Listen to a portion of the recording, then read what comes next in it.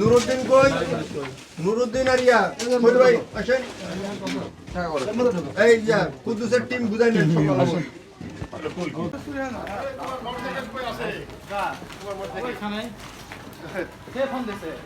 মানিক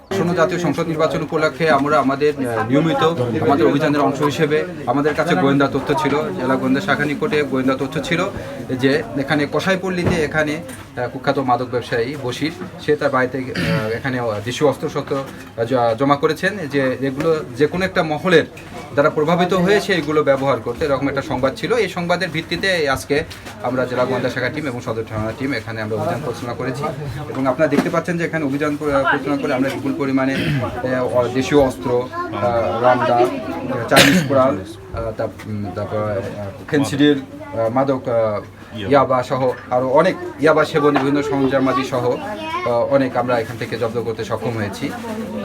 continue আমাদের আসন্ন নির্বাচন উপলক্ষে আমাদের এই অভিযানগুলো কন্টিনিউ চলমান থাকবে।